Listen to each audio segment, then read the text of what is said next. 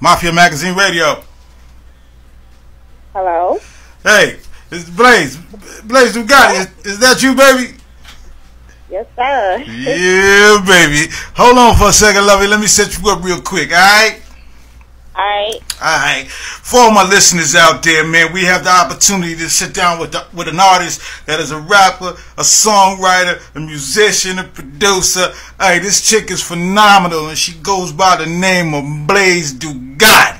And we gonna sit down with her for a little while, and she gonna explain to us, man, how she getting down on her side of town. So, Blaze, baby, how the industry treating you? It's treating me real good. Yeah. I'm very excited from all the support that I'm getting from everybody. Bananas. No doubt. Yeah, no question. So tell my listeners and your listeners and all that where you're originally from and how long you've been doing what you've been doing. What up, everybody out there listening? I'm from Oakland, California, the Bay Area. And I've been doing this for about, I want to say 6 years.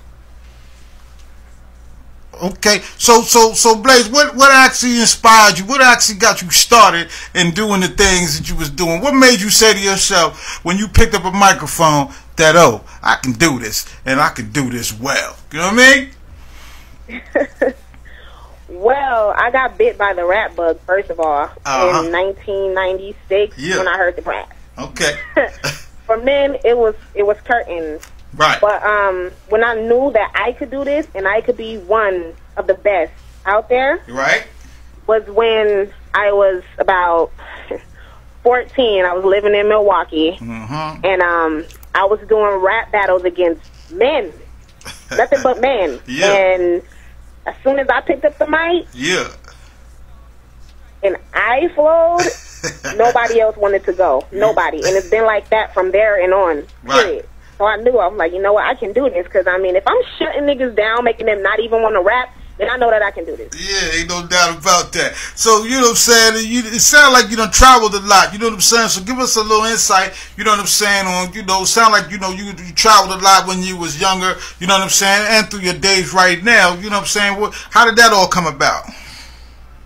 Well, I've always had it in me to travel. I've always wanted to see the world. But as soon as I turned 17, I was old enough to be out. I was gone. And that's when I told myself, you know what, no matter the risk, no matter the sacrifice, I'm going to follow my dream. I don't care if I got a job, I'm leaving it. And first stop was Chicago. And, you know, headed out. I went to Canada, Miami, LA, Milwaukee, Merced, Atlanta, New York, Jamaica, just following my dream. That's all I knew how to do. Yeah, no doubt. So when you was traveling all these places, was you traveling these places, you know, was you entertaining? Was you on tour? Was you performing? Or was this some other form of you just having to travel and get to see the world? Well, some of the places I went to, I was actually performing, recording. But when I hit LA, and Minnesota and Vegas, I was actually on tour. And I was on tour all over California last year in the summer. Yeah, that's what's up. But everywhere I went, I did a little bit of music everywhere. I left my mark. Yeah, no doubt. All right, so here's the question I got for you, baby. Where did Blaze DUCATI come from? Where did that moniker come from? You know what I'm saying? Because it's pretty sharp if you ask me. Thank you. Appreciate that. No, but I got to take you back to the rap battles. Let's go there. Came from, like I said, as soon as I stopped rapping, as soon as I finished, I left the mic smoking, period. Yeah. I mean, you could actually see the little lines of smoke after I got done. So, you know, kind of adopted the name Blaze. Yeah. And DUCATI came from my love of motorcycles. DUCATI's, you know, DUCATI's more than anything because those are top of the line. And I see myself as top of the line. Right. They're just, you know, I mean, who doesn't look at the DUCATI and just melt? Yeah. So, yeah, no doubt. Yeah, so when people hear you, you know, when you put the mic in your hand and you start spitting that fire that you spit, who do they kind of say you sound like, or who they put in the frame of mind for another rapper that's actually been doing it? You know what I'm saying? You know what? It's always been top 3, well, 4. The first one is Twista. Okay. The second one is The Brat. Right.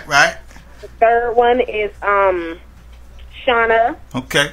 And the fourth one is Eminem. Oh, okay. Okay. Yes, sir. Ain't no Lil Kim in there? No Lil Kim in there. Not yet. You know what I'm saying? Because sometimes, you know, I've been listening to your music, and your music is raw, baby. You know what I'm saying? That's like we like it. You know what I'm saying? And you know, and when I listen to it, you know, all of those people that you just said to me came to mind. You know what I'm saying? And I was like, yo, man, Ducati don't be joking. You know what I'm saying? Appreciate that. When she put the mic in her hand, you know what I'm saying? She get at it, man, like for real. You know what I'm saying? So, you know, that's what it is. You know. All right, so tell us about the mixtape. You know what I'm saying? And if this is your first, your second one, you know, give us a little insight, you know what I'm saying, on how long you've been putting out music and what you've been putting out, you know what I'm saying, and lead us up to the mixtape that you just getting done. Okay. Well, I've been actually putting out music officially for about, I want to say, 3 years. That's when I actually finally got with a good enough manager to guide me down the right path and, you know, show me the tools that I needed to put out music. So 3 years I've been putting out music. I put out my first EP last year of October called Rise of the Rebel. That's available digitally online, blazeducati.bandcamp.com.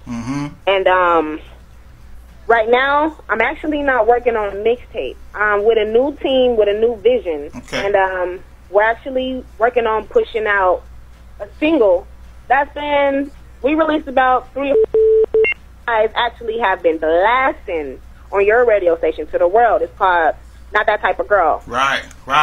And it's been getting crazy attention. We just actually